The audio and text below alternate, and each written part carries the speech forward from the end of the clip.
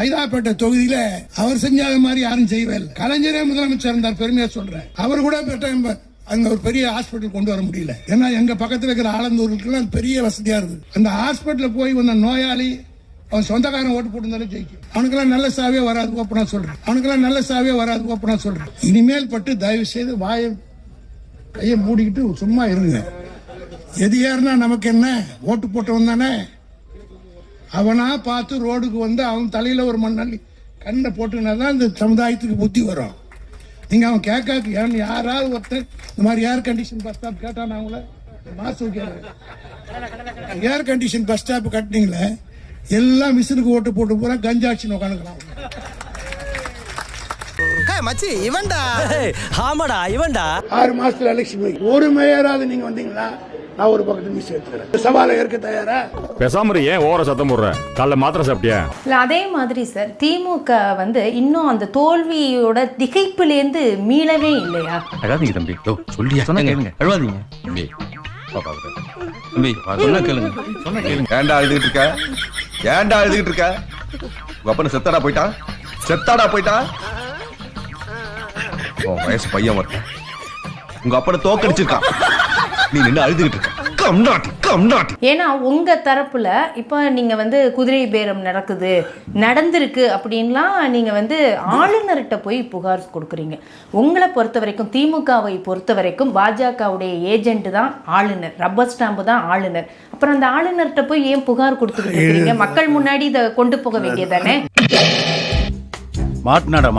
அவர் தான் constitutional head, சட்டமன்றத்துக்கு அவர் தான் கூட்டுற அதிகாரம் அவருக்கு தான் இருக்கு. அடங்கப்பா, இது உலக நடிப்புடா சாமி. ஆகவே முதல் அவருக்கு கொடுத்து, இப்போ இல்ல போன பீரியட்ல எடப்பாடி பீரியட்ல கவர்னர் கிட்ட நாங்க மனு கொடுத்தோம். அதான் நீங்க எதிர்க்கட்சியா இருக்கும்போது கவர்னர்ட்ட கொடுக்குறீங்க, ஆளுங்கட்சியா வரும்போது கவர்னரை எதுக்குறீங்க? அவருக்கு என்ன கான்ஸ்டிடியூஷன் அத்தாரிட்டின்னு கேள்வி கேக்குறீங்க. இப்ப சமீபத்துல ஒரு கேஸ் போச்சுல சார், கரூர் விஷயத்துல ஒரு இப்ப கேஸ் நீங்க போனீங்க இல்லையா? நாக்கு தள்ளுற வரைக்கும் விட மாட்டான் போல் இருக்கேன்.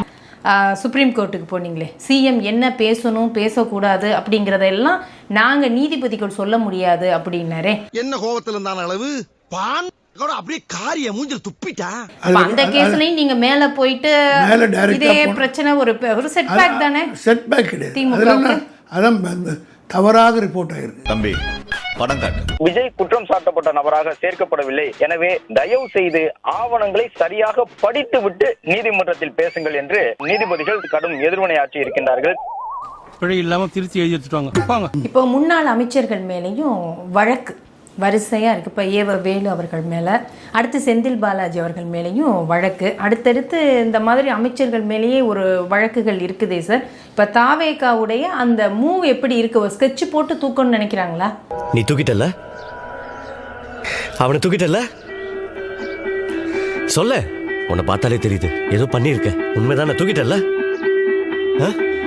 சொல்ல ராஜு, நீ தூக்கிட்டல்ல, விட்டுருவாமா? திமுக எப்படி அழிச்சிடணும், வழக்கு போட்டே அதற்கு அழிச்சிடணும்னு நினைக்கிறாங்க. இது எமர்ஜென்சி காலத்தில் நாங்கள் பார்க்காத கேஸே கிடையாது. இந்த ஒன்றை தாங்க 9 வருஷம் ஊருக்குள்ள சொல்லிட்டு சுத்துறான். திருவிழாவுக்கு போனாலும் இதுதான் சொல்றான், சந்தைக்கு போனாலும் இதுதான் சொல்றான். இப்போ திமுக எமர்ஜென்சி காலத்தில் காங்கிரஸால இவ்வளவு கொடுமைகளை அனுபவிச்சிருக்கு. ஆனாலும் அதற்கு பிறகு நேருவின் மகளே வருக, நிலையான ஆட்சி தருகன்னு திமுக காங்கிரஸ் கூட்டணி வந்துருச்சு. நீங்க சோத்துல உப்பு போட்டு சாப்பிடுறீங்களா? உங்களுக்கு மானம், ரோசம், சூடு, சொரணை, வெக்கம் இதுல ஏதாவது ஒண்ணு இருக்க ஆனா எல்லாரும் நல்ல கசங்காத வேட்டி சட்டை மட்டும் வெக்க மயிர் இல்லாம கட்டிக்கிறீங்க. வெக்க மயிர் இல்லாம. அதே மாதிரி இப்போ முன்னாள் அமைச்சர்கள் மேல வழக்கு இருக்குது. திமுக தனித்து விடப்பட்ட மாதிரி இப்ப எந்த கட்சிகள் கூட்டணி இல்லாம இருந்த கட்சிகள் அங்க போயிட்டாங்க, கூட்டணி இல்லாம இருக்கு. இந்த சூழ்நிலையில பாஜகவை நெருங்குகிறதா திமுக? அப்படி பச்சையா சொல்ல முடியாது, ஒரு யூகமா சொல்லலாம். நாளைக்கு 2 பேரும் கூட்டணி வர்றதுக்கு வாய்ப்பு இருக்கா? தம்பி, இதெல்லாம் அரசியல் ஸ்டண்ட். எங்களுக்குள்ள இன்னைக்கு அடிச்சுக்குவோம், நாளைக்கே கட்டி பிடிச்சுக்குவோம். இதுக்கு ஒரு 4 பேர்த்த மூத்திரத்தை வாங்கி மடக்கு குடிக்க வேண்டியதானே? அரசியல்ல நிரந்தர நண்பனும் இல்ல எதிரியும் இல்லைன்னு கூட்டு சேர்ந்து அறிக்கையும் கொடுப்போம், நாளைக்கே கூட்டணியும் வச்சுக்குவோம். திமுக தனித்து நின்று ஜெயிச்சாலும் ஜெயிக்க தவிர.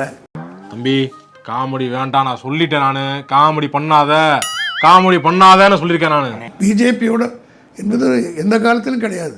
திமுகவுடைய முன்னாள் அமைச்சர் அனிதா ராதாகிருஷ்ணன் அவர்கள் எப்படி பேசினாரு? அவர் அவர் அவர் 3வது அணி உருவாகி அதுல சிவா திருச்சி சிவா மந்திரி ஆகலான்ற எண்ணத்துல சொல்லியிருக்காரு. இல்ல அது நீங்க கொடுக்கிற விளக்கமா இருக்கு. அவர் அப்படி பேசலையே, தெளிவா தானே பேசியிருந்தார். 6 மாசத்துல இங்க வந்து மறுபடியும் ஸ்டாலின் அவர்கள் முதல்வராக. ஆட்சி என்பது உங்களுக்கு நிரந்தரமா? 6 மாத காலத்திற்கு நீங்கள் இருக்க மாட்டீர்கள். உங்களுடைய சட்டமன்ற உறுப்பினர்களெல்லாம் குறைஞ்சது 2 மாசத்துல இந்த கட்சி விளங்காது, நம்ம மாட்டிக்கிடுவோம், நம்ம போயிருவோம்னு சொல்லி அவன் வரப்போறது உறுதி. அந்த வகையிலே 6 மாதத்தில் ஆட்சி மாற்றம் இருக்கின்றது. நம்முடைய தளபதிதான் முதலமைச்சராக வருவார். எவராலும் தடுக்க முடியாது. இப்ப அவனுக்கு உன்னை கேட்டானுங்களா இல்ல நான் தான் உன்னை சொல்ல சொன்னா? இவனுக்கு தானடா என் கடையை சுத்தம் பண்ணவங்க, அவங்கிட்டயே போய் ஏன் சொல்லிட்டு இருக்க? மத்திய அமைச்சரவையில் திருச்சி சிவா கூட அமைச்சராவார், மத்திய அமைச்சராவார். பிஜேபியோட கூட்டு அமையும் இல்ல, தேர்ட் ஃப்ரண்ட் எல்லாம் சேர்ந்து ஒரு கவர்மெண்ட் ஃபார்ம் பண்ணலாம். இது மாதிரி அரசியல் எது ஒண்ணு நடக்கலாம். மோத்தா உன்னை பெத்தாலா இல்ல யானை கண்ண கக்குச்சாடா? நான் கேட்க மாட்டாங்க, அறிவு வேணாங்க. பிஜேபி இருக்கிற ஒரு செக்ஷன் வெளியே வந்து இந்த மற்ற கட்சிகளோட சேர்ந்தெல்லாம் ஒரு ஆட்சி அமையாதுன்றது என்ன எப்படி சொல்றீங்க நீங்க? அரசியல் எது ஒன்றா நடக்கலாம். தொண்டர்களை உற்சாகப்படுத்துவதற்காக அல்ல, அவர் ஆசையை வெளிப்படுத்திருக்காங்க, அதில் ஒன்றும் குத்தம் இல்லை. அப்ப ஸ்டாலின் அவர்கள் சொல்றது கூட 6 மாசத்துல இன்னும் தேர்தல் வரும், நம்முடைய ஆட்சி அமையும் சொல்றது கூட தொண்டர்களை உற்சாகப்படுத்துறதுக்கு மட்டும்தானா? ஏன்னா விஜயே வந்து என்னால் ஆட்சி நடத்த முடியல, இவங்ககிட்ட மல்லு கட்ட முடியல, எதிர்கட்சியில் மெஜாரிட்டி இல்லைன்னு அவரே ரிசைன் பண்ணிட்டு போனாலும் போலாம்ல. பைத்தியமாயவே ரொம்ப நேரம் நல்லா பேசிக்கிட்டாரையா. அப்படி போற மாதிரி அவர் தெரியலையே சார். திரும்பி போற ஐடியாவே இல்ல. தொட்டவங்களையும் விட மாட்டோம் அப்படின்னு தானே அவர் சொல்றாரு. விடகா நல்ல டைலாக் எல்லாம் பேசுறவங்க எல்லாம் பார்த்துட்டோம். அவர் தொட்டவனுக்கு தொட்டு பார்க்கட்டும், அவர் திமுக தொட்டு பார்க்கட்டும். இப்ப என்ன வாய்ப்பு இருக்கு சார் உங்களுக்கு? இப்ப திமுக தனித்து விடப்பட்ட மாதிரி தானே இருக்கு, யாரும் இல்லையே. இப்ப 29ல யாரு பிரதமர்னு நீங்க சொல்லுவீங்க? யாரையும் சொல்ல வேண்டிய அவசியம், நாங்களே பிரதமர் ஆகிட்டு போறோம். இவன் சரியான பைத்தியம் இல்ல, சரியாகாத பைத்தியம்டா. ஏன் ஆகக்கூடாது? அப்புறம் என்ன? எந்த பயனும் இல்ல. திருமா அவர்கள் ஒரு கடுமையான குற்றச்சாட்டை வச்சிருக்கிறாரு. பெரியாரே ஒரு மண்ணு அப்படின்னு சொன்னவர், கலைஞர் பேனா அந்த சிலையை வைத்தால் உடைப்பேன்னு சொன்ன சீமானோட கொஞ்சி குலவுது திமுக. திருமா என்ன விரோதியா அப்படின்னு கேட்கிறாரு. எங்க கொஞ்சம் எங்க அப்பா வயதுக்கு தோலை தட்டுறாரு, மகனே எவரு 50 பேரோடவாவது நீ உள்ள போயிருவாயின்னு ரொம்ப ஆசைப்பட்டுக்கிட்டு இருந்தேன், நடக்கல, விட்டுறாதரா, இந்த இடைத்தேர்தல நின்னாவது உள்ள போயிரு, நீ போயிரு எப்படியாவது அப்படின்றாப்ல. நான் உறுதியா போயிடுறேன்ப்பான்னு சிரிக்கும் போது பின்னாடி இந்த சிரிப்போட போகணும், நீ இந்த சிரிப்போட போகணும்டா, நீ போயிடுறா.